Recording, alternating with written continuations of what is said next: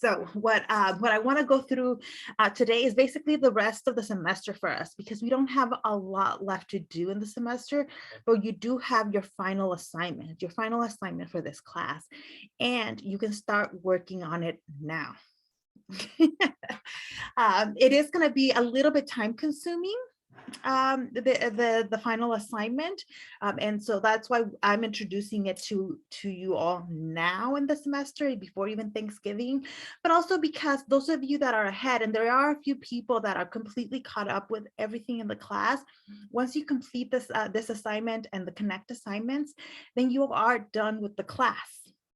Right, and then you can, for those of you that are completely caught up, this is it means you can focus for the rest of the semester on your other classes. So you can be done early if you want to. On the other hand, there are quite a few of you who are behind and haven't submitted some of the past assignments. That's okay. You know, I've been very relaxed about that stuff because I know you still have time to catch up, and you do still have time. The problem at this point in the semester is that things pile up for all of your classes. And so the key is making time to catch up with this class, right? I really don't think any of the assignments are impossible to do or are going to be super time consuming, but you still need to carve out that time to actually do them. And the best way to do that is to go back to the time management stuff, right? Some of you were probably getting by for the rest of the earlier half of the semester. You're probably getting by just kind of not having to do a lot of time management, not having to use a planner. But these next month or so of the semester, you do need to plan it out, at least roughly, so that you have a mental idea of what's coming. Even if you've done a really good job of managing your time so far, you want to plan things out, right? One, because that final exams week, you just have final exams and final projects to turn in. So you want to make sure that nothing falls through the cracks, that you have all your due dates written somewhere. Right?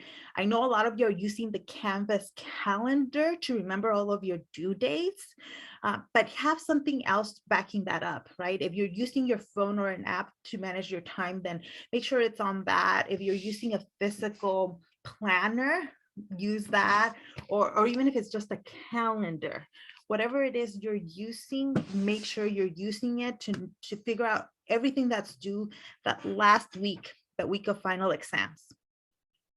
Right? And maybe even the week before. Those 2 weeks are going to be all weeks of lots of projects, lots of essays, lots of things due. And you want to make sure you have all your due dates correct. Because now, if you miss a deadline, that might be it. This is when professors, even people like me who have been very like, okay, just submit work, I will accept all late work, that kind of thing. At this point, we can't give you any more time because we have to submit grades to the registrar's office. I cannot delay that. I have to have enough time to grade all the work that's coming in at the end of the semester. And so I can't even say like, oh, I'll be generous, I'll wait till like right before my grades are due to grade work. No, I don't like to work that way. I'm not gonna, and I don't want to risk submitting my grades to the registrar late, because that affects everybody in the class. So, okay. Any questions about that, or about getting through the last few weeks of the semester? Or any tips? And not all of you are freshmen. Some of you have a little bit more experience. What is your tips for the people who have never done this before? They have never had final exams week in college. What are your tips to getting through those last few weeks of the semester?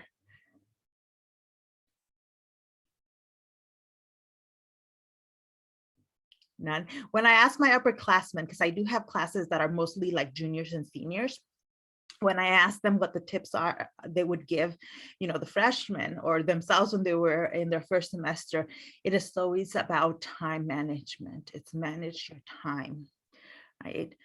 Try to not cram for exams, for example. If you need to, then you need to, but try not to cram for final exams, because the studies all show that by the time you get to like the night before an exam, the best way for you to do well on it is to get enough sleep, to get enough food, so that your brain is working at 100% when you're actually taking that exam.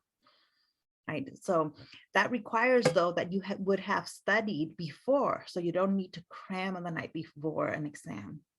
The other thing that some of you will find is on some days of final exam week, you will have multiple exams in one day. Right. And that also means that then that you have to plan your study time before the exam, because you can't be studying for 2 exams at the same moment, right? You're either reviewing your notes, reviewing the material for one or for the other. And so that requires planning. And it also requires you to look ahead and see which classes you're actually going to have an exam for, which classes are just submit a final paper, and when the due date for that paper is, right? And don't count on, just because you don't meet with your normal classes, for a normal schedule that week, that does not necessarily mean that you have plenty of time to study for an exam. Right. Because we're just at this point in the semester. I mean, at this point, we're not even at the final exams week, but at this point, we're already tired, right? Our bodies are already tired. A lot of you are having trouble waking up in the morning because you're not getting enough sleep. That just gets worse during that week. So really, really sit down and plan it. Go back to. Let me share my screen.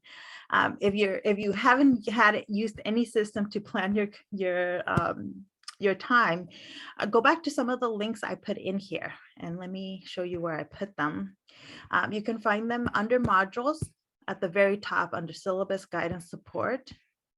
Right, I have a heading called time management resources, and I put the free PDF of Passion Planner, which is a planner that I really like, and they provide their PDF of their planner for free to students.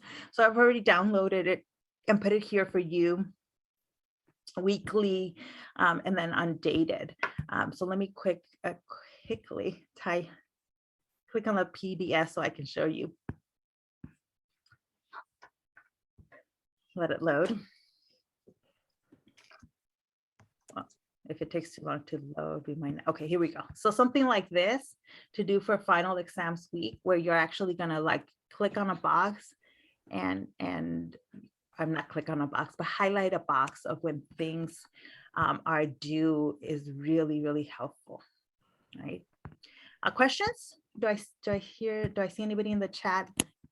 You have questions? Okay. No? Then,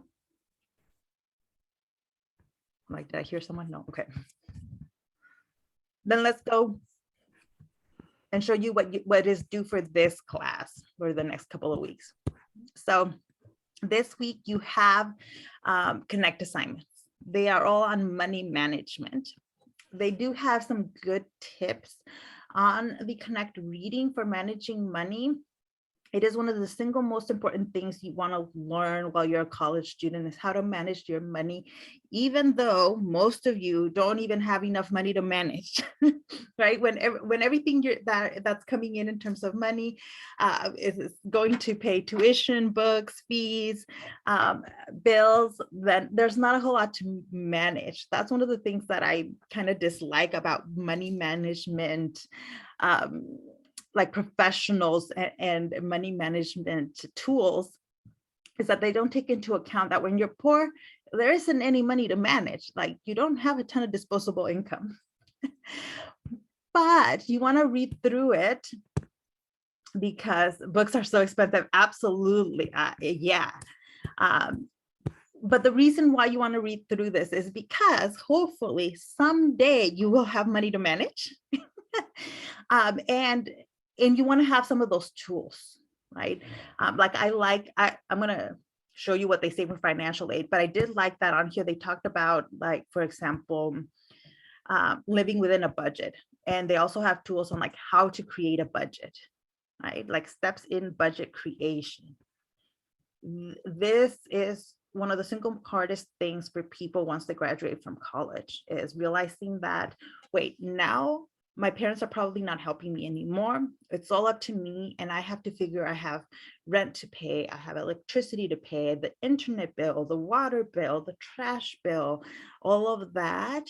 And without some sort of even if it's just basic budgeting, it's very easy to all of a sudden have a late fee because you forgot to pay a bill, or to think that you had enough money to go eat out over the weekend with your friends, but in reality, you did not have enough money to go eat out with your friends. that is one of the most common issues that comes up with that. And there are really good tips and tricks here on how to make sure that you always know how much money you have, and when you can eat out, how much, can you help your friends pick a fancy place to go eat, or, are we gonna go, get the cheap tacos, right? It also talks about kind of the issue of like emotional buying. A lot of times when we're stressed, a lot of us like to shop when we're stressed.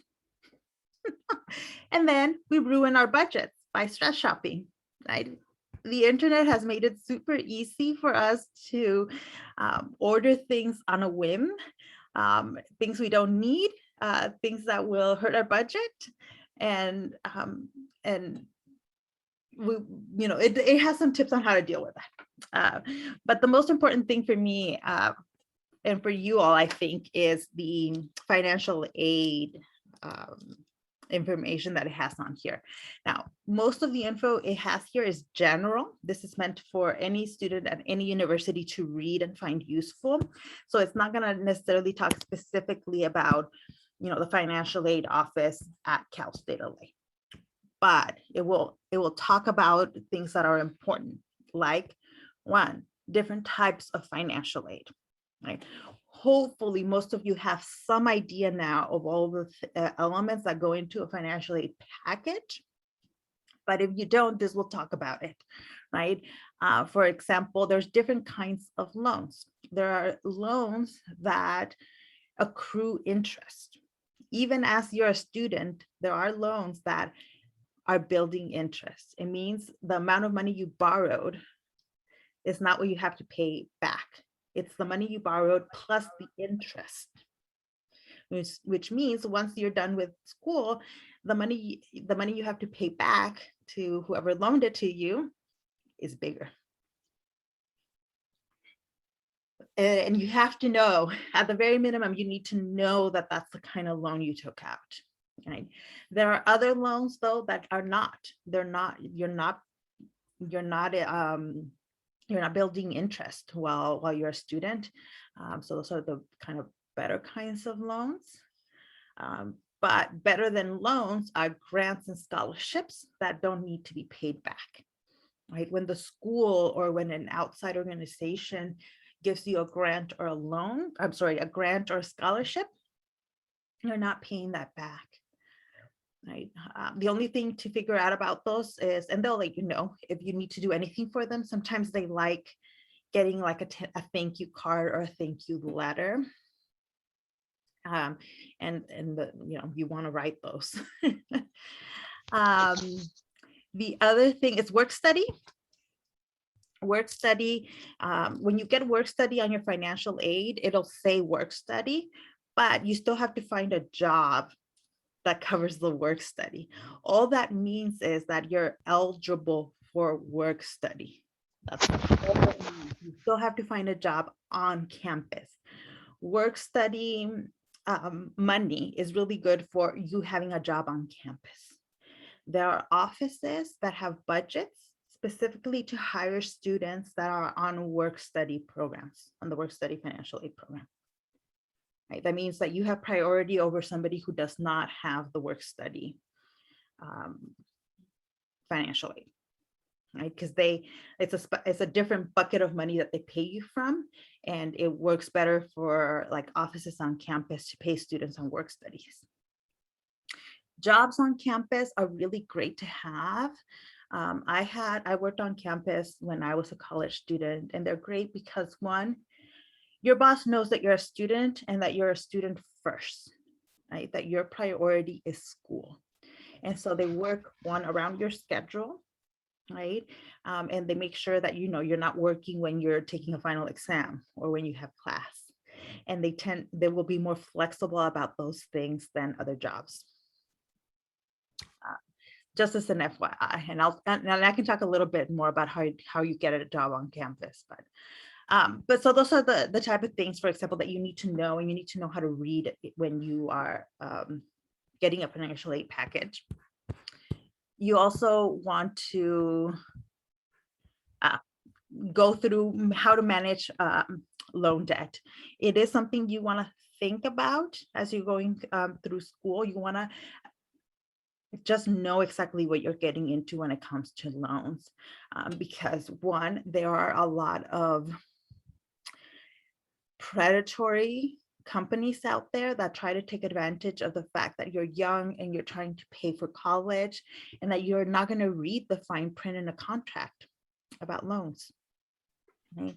So if you're getting a loan from like a bank and they're like, oh, but this is student loans, you cannot trust it. You have to know exactly what the terms of that loan in, what's the interest, what kind of payment plans they're gonna be offering you, and how much interest you're gonna have to end up paying at the end. With the federal loans, when you get a loan from the government, they make all that stuff clear to you. You still have to know it and keep track of it, because student loans, they don't go away. You can't file for bankruptcy and then not have to pay your loans. Even if you file for bankruptcy, you have to pay back your student loans.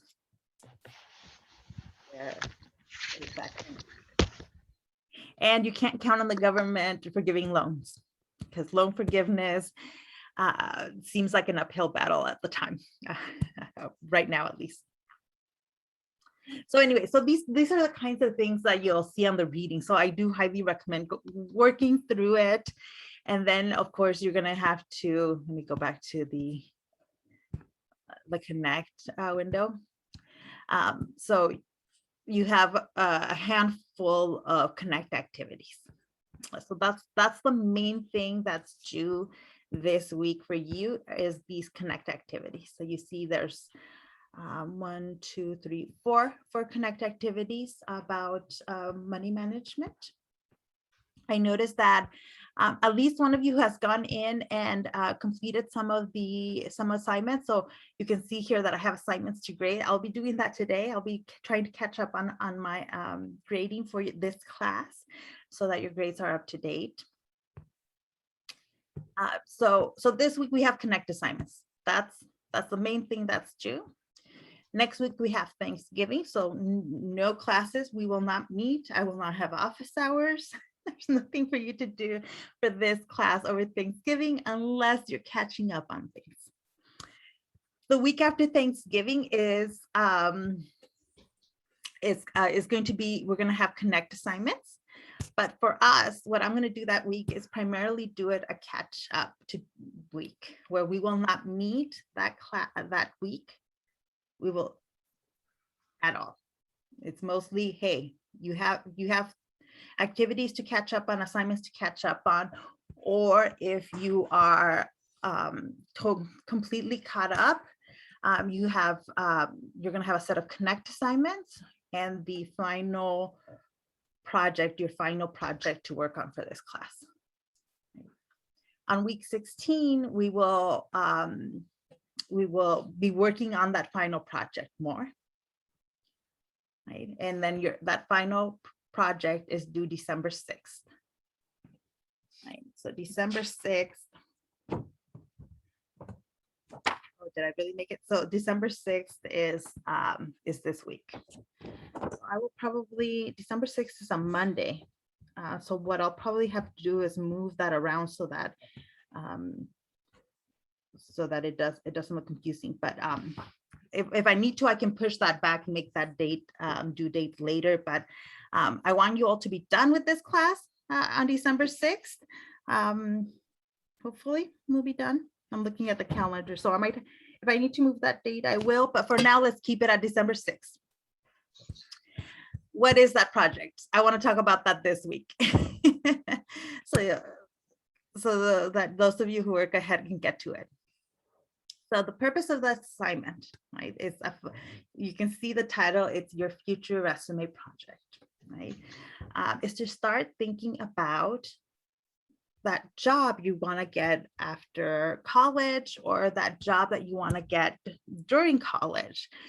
When you're applying for jobs, one of the things that you will have to do is create a resume. That's what a lot of the jobs you all want for your careers, right? Your entry-level jobs are going to require you create a resume. Well, you need help creating that resume. You need help figuring out what a resume is and what goes into it. So that's the purpose of this assignment, is to imagine that you are creating a resume after you've already gone through college and have some work experience, right? So this is a resume that is not based on your current job experience, because most of you have very limited job experience, right? You don't have a lot of things to go into it. So that's why we're imagining what kind of resume you need for your dream job, right? So I'm going to have you do a couple of things to prepare for that, to create that resume, right? What we're going to do, we're going to watch, I'm going to ask you to watch a couple of videos that talk about, you know, why you need a resume, what a resume is, how to get started. I'm going to give you a handout, a link for a handout here of examples of different resumes, right?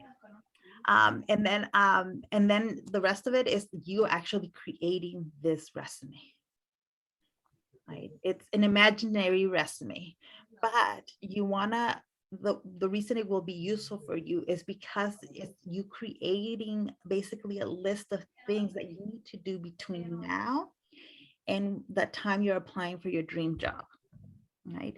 What kind of internships do you need to be working on and applying for now? What kind of work experience do you need to build so that one day you can apply for your dream job? So, so let's start at the beginning though. Let's start very simply with what is the purpose of a resume, right? What do you guys think? What is the purpose of a resume?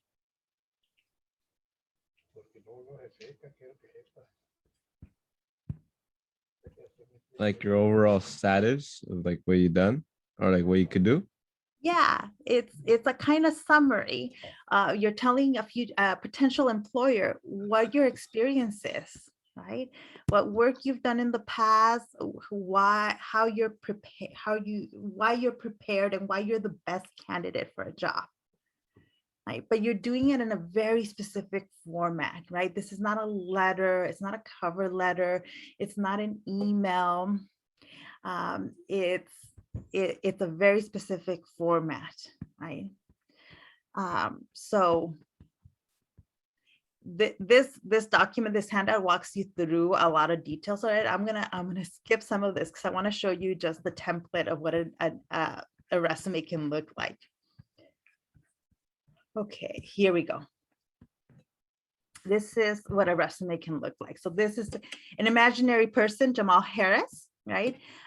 You can see that at the very top of this resume, there's just some basic stuff like Jamal Harris's email address, their address, and a phone number. The reason you want to have that in a resume is because you want a potential employer to know how to reach you. You don't want them having to look up how to reach you. You want it to be all right there in one sheet of paper. So at the very top of every resume is always contact information. Then you see in this particular resume, they have a summary of their education, right? What is this person's education?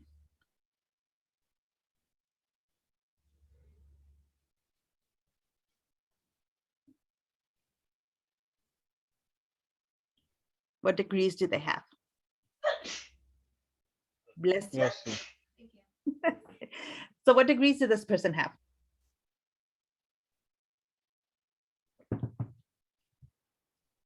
Do they have a lot of schooling? Did they go to school? A bachelor's degree? Thank you, Omar. Yeah, you can see under education, it's highlighted in this black bold that this person has a bachelor's of science in health science with an option in communication health education. But in bold here is the bachelor's of science in health science. That's their bachelor's. What school did they get their bachelor's degree from? In California State University, Long Beach. Yes, exactly. So this is the information your employers want to know. They want to know what your major was, right? And where you got your degree. Over here, they put their date they graduated. Right? So for you guys, when you're creating this resume for me, you're going to tell me your anticipated date. What semester are you supposed to be graduating? And then their GPA. What GPA do you want to get when you graduate? So you're just going to make it up, right? You don't know exactly what your GPA is going to be, but you have to make up some GPA here. This imaginary resume, though, this person doesn't just have a bachelor's, they also have a master's. They have a master's of public health. This is important because some of you already looked up what career you want in the future, and you know that you need a master's, right? Those of you who are doing social work, for example, you're going to want to have a master's, right? A master's.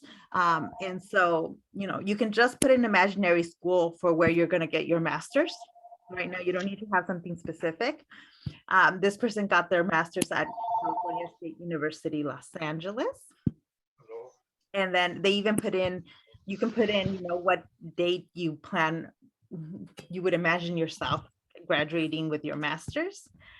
Also important here, though, is that this person made the dean's list in 2018 and in 2019.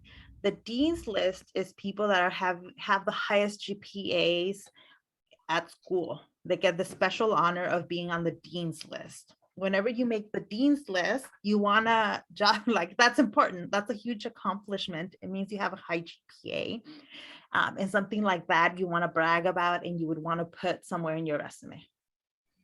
Okay. Now, this person in here put class projects. Right? This is not a heading that everybody needs. This would be important for some careers, right? This one is relevant because they're going into public health, right? And it looks like they did a group project, or they did a class project working on global health epidemics at Cal State LA. So they did this during their master's. They worked on a project that dealt with global epidemics. Something like that, they want to tell their employer that, hey, this, you can't tell based on what degree I got and when I graduated that I did this, but I did this. And so that's why it goes in its own special category under class projects, right?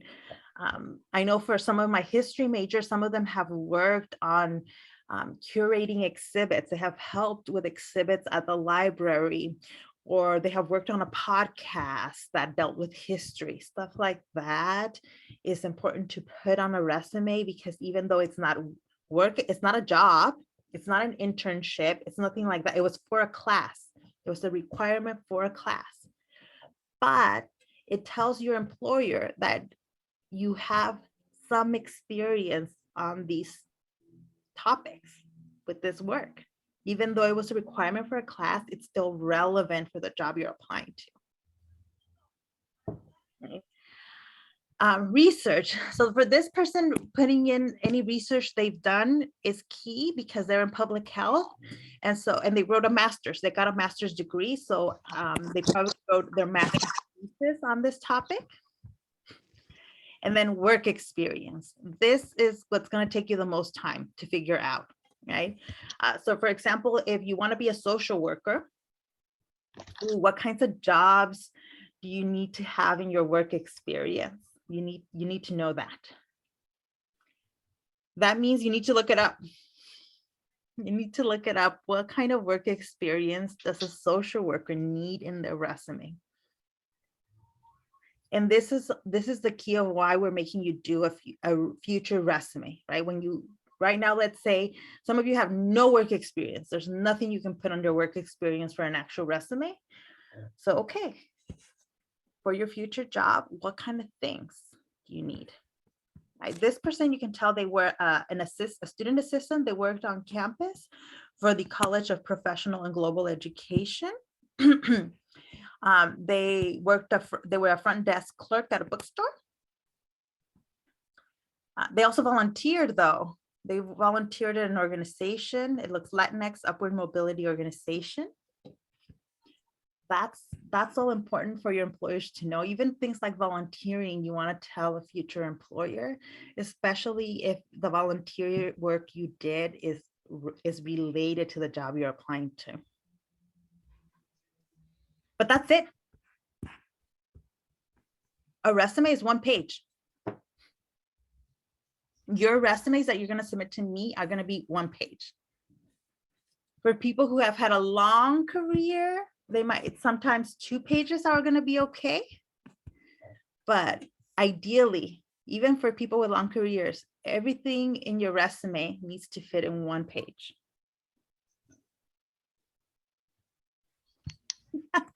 Don't let that trick you. This is still hard work, mainly because one of the things you have to do is summarize your work experience, your volunteer experience. If you notice on here, under each job this person had, there are 3 bullet points, 3 to 4 bullet points. That's the standard on a resume, where that you explain to a potential employer what exactly you did, right? When you were a student assistant, that can mean all kinds of things. What did you do as a student assistant? Again, you're making this up because you haven't had this job, but all right, what kind of jobs does a student assistant do? Well, they create a welcoming atmosphere for all guests who visit the visit page by always keeping a positive attitude and follow through on requests. They triage questions and refer students and staff to appropriate resources to support office operations. And they prioritize data security when updating Excel databases to ensure sensitive information is never leaked. Basically, what the 3 bullet points under every job experience are always fancy ways of explaining the work you did. And it has to be fancy. You can't be too honest. You can't put a bullet point and say, I mostly sat at a desk and browsed the internet because there wasn't a lot to do at my job. You can't say that, right? So you wanna, when you actually did something, you wanna say what you did, right? Like for example, for this one of their jobs that be working as a student assistant at the front desk was to welcome people because they were the first person they saw when they entered the office. So instead of saying greeted people, what this person did in the resume was say, create a welcoming atmosphere. One of the keys here is the active verb. The very first word in your bullet points needs to be active verbs. This is what they recommend in every resume, because most employers don't read your entire bullet point. They're going to skim it. And so you want to make it easy for them to skim, and you want to basically brag about yourself, right? So if I'm skimming this resume, I'm going to see the words create, triage, and prioritize, right? And that, for somebody working in public health, those are verbs, those are skills I want the person I'm hiring to have, right? Look, if I'm skimming further ahead, I just need to know the word assisted, handled, sold, and received. Right? If I looked at if I'm just skimming this, I might just look only at these verbs. Right? So that the first word in your bullet point has to be an active verb. I'm going to help you with what kinds of verbs you can use there, right? But that is one of the single most important things about a resume. You also want to put something like skills somewhere in your resume. So for example, a lot of you are bilingual or trilingual. That is key. Employers want to know that you're bilingual, right? Even if it's just basic. See, and this person, they just said basic knowledge of Spanish and Portuguese. It doesn't matter because you want them to know that you can speak some Spanish. Sometimes that's all that's needed. That's all that's going to make you stand out from a different resume, depending on the job. Computer skills are really important for anybody that's going to be like, if you're going to have an office job, your ability to use Excel becomes really important. You'll see those of you who are like business administration majors, Excel is going to become your best friend and your worst enemy. But you need to know how to use Excel. Not everybody knows how to use Excel, Word, and PowerPoint. For those of you that are going into more creative fields, for example, if you know how to use editing software, for example, I use Premiere Pro a lot. Premiere Pro is, I have it down here. It's an Adobe application for editing, video and audio files, things like that. It doesn't matter if you learn this in school or not, even if you just teach yourself how to use editing software. Like that is something you want to put on your resume. A lot of you already use some sort of editing software. Sorry, this is coming up, but you don't need to see my Premiere Pro projects. Let's see, what are other things that you might want to think about? You know, maybe your job is not enough. Your dream job is not an office job. Maybe it's a more creative job like music, things like that. Then for top jobs like that, you might not need a ton of work experience, but it might help, right? Things like volunteering or maybe teaching kids how to play instruments at a music store. That's something that you might put in there. Volunteering at a program that helps, helps kids with, introduce them to music, right? You're gonna make up the work experience, but it has to be relevant to the job you're applying to. Your fake job you're applying to. Now, this resume that I'm showing you here as an example, this template, you can use this. You can literally copy and paste this. And instead of, you're going to delete the person's name, put your name, and then substitute everything they have with your fake information. But this is only one way to do a resume. Let me show you other resumes. This is Isabela Romero's non-existent resume, right? You can see on here, they only have a bachelor's degree. They don't have a master's degree. For her job, she probably doesn't need a master's degree. She just needs the bachelor's. So she's telling her employer that she indeed has a bachelor's from Cal State LA with a GPA 3.25. And by the way, when you're doing your real resume, if your GPA is not high, if you have a very low GPA, for the love of God, do not tell your employer your GPA. Let's say you have a 2.0 GPA.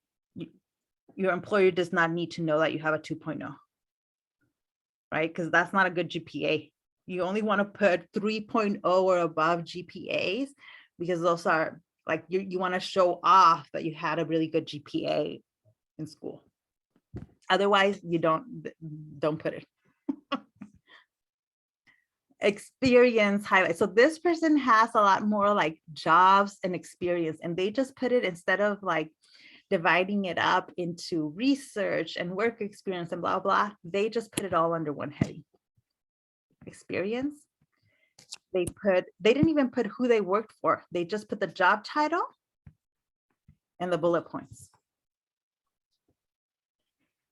It doesn't even have dates. Usually you want to tell your employers, like how many years you did administrative support. How many years did you do research, or months?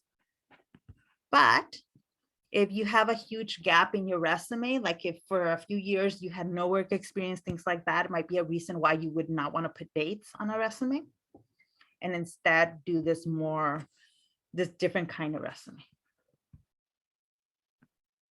Here, I was like, usually you do want to put them. So they divided it up under basically like skills, what kind of work they did. And then they actually put the employers and dates under a different heading. This is a perfectly good way of doing it too. Let me show you another summary or another resume. This person here did it completely different. They have a paragraph on top that has a summary of qualifications, summary of skills. This is all information that they probably like makes them look really good. So they want that at the very top of their resume before even education. But look at the work that they're doing. They want to go into graphic design. Their degree, they got a bachelor's of arts in graphic design. So in that case, like the work experience is less important than like the skills. This person knows how to use Adobe Photoshop. They know how to use InDesign, Illustrator, Lightroom. I'm guessing these are all kind of probably like Photoshop, like creative apps that this person knows how to use, right? So they want to, that's why that went at the very top, because they want to highlight, hey, I know how to use a lot of this technology already. You don't have to teach me how to do that. And then their life skills. I want to show you one that's very different. Oh, look at this one. Fatima Abbasi's resume is totally different.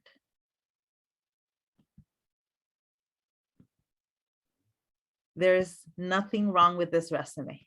It is a perfectly good resume.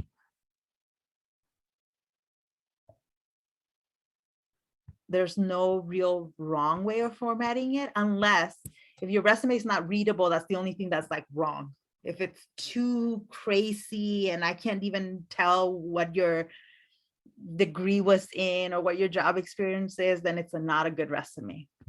But otherwise, you have a lot of flexibility in how you format your resume. So this is why you need to look at examples, because you want to decide what kind of resume you're going to create for this class.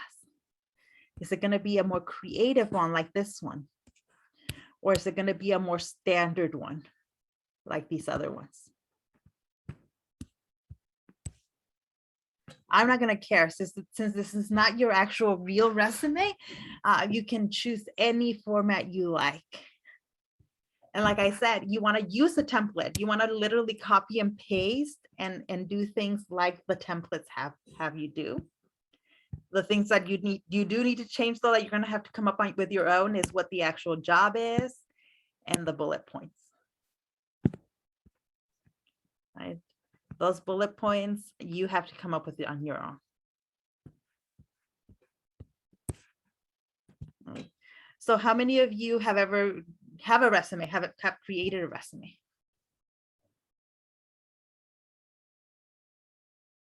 Wait, no one? No, not yet. I have one, but it's just like the school made me do it. Okay, perfect. So you can use what you have and then you would just add to it, right? So again, because this is an imaginary resume that you're going to use for a future job career, right? You want to imagine, all right, for that future job that I want, what kind of work experience do I need to build? What I need to be doing in the next 5 to 7 years, right? What kind of stuff do I need to be doing? That's the part that takes a little bit more work, right? Because you have to look that up. You're going to have to do research and figure that out, right? Initially, well, okay, raise of hands. How many of you, as you're hearing me talk about all of this, are a bit scared right now?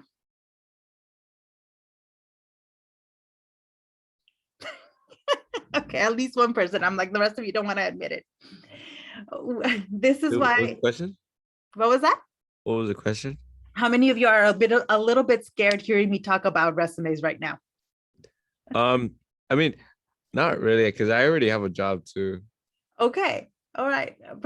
Perfect then. But I know some of you are. And for those of you that are a little bit scared, this is why we take it one step at a time. First of all, and I only have a couple more minutes left of class. Right now, don't freak out. This is week 13. Your resume is not due this week. It is not due this week. I want to repeat. It is not due this week. Right now, you just want to start thinking about it, right? Maybe watch some of these videos up here that take you through just the basics of how to start a resume. Right now, you just want to do that and think about, okay, what imaginary job am I going to build my resume around? Right? It should be one that makes sense for you, right? But if you're undecided, right, if right now you really have no clue what kind of future job you want, then you just want to pick one that interests you. Right? Maybe, wow, a counselor at a high school, what kind of job experience does a counselor at a high school need? Or a therapist, maybe I want to be a therapist. Let's look up what kind of work does a therapist have to build the resume on, right? So initially, right now, you just want to start thinking about it, right? That's all you need to do right now, is start thinking about what that job you're going to build your resume around is going to be. Okay, so don't freak out. I'm going to stop the recording. Melanie, is that a hand up still for a freak out, or do you have a question?